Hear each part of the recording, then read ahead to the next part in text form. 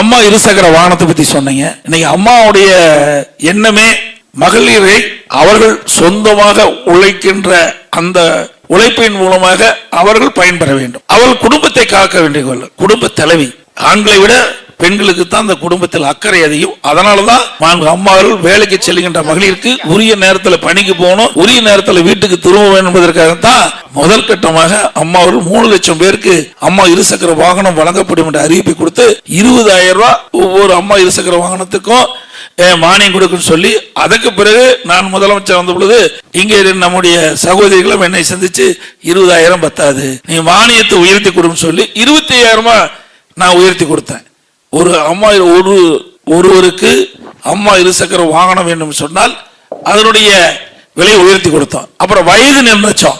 அதுல என்ன நினைச்சாங்க, எங்களுக்கு இன்னும் ஒரு கூடுதலான வயதை நிர்ணயிங்க அப்படின்னு அதையும் நாங்க கவனத்தில் எடுத்துக்கொண்டு அந்த வயது வரமையும் ஒரு குறிப்பிட்ட அளவு வயது வந்தவர்களுக்கும் இந்த அம்மா இருசக்கர வாகனத்திற்கு தகுதி உடையவர் என்று அறிவிப்பை வெளியிட்டு கிட்டத்தட்ட 3 லட்சம் பேர்ல நான் முதலமைச்சர் இருக்கின்ற காலத்திலே மாண்புமிகு பாரத பிரதமரை நேரடியாக அழைத்து வந்து கலைவாணர் அரங்கிலே இதற்கொண்டு விழா வச்சு முதற்கட்டமாக பெண்களுக்கு அம்மா இருசக்கர வாகனம் மானியத்தில் வழங்கணும்.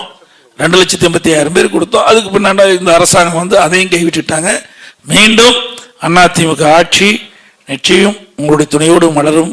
அப்படி மலர்கின்ற பொழுது இந்த அம்மா இருசக்கர வாகனம் தொடர்ந்து வழங்கப்படும் என்ற செய்தி இந்த நேரத்தில் தெரிவிக்கிறேன்.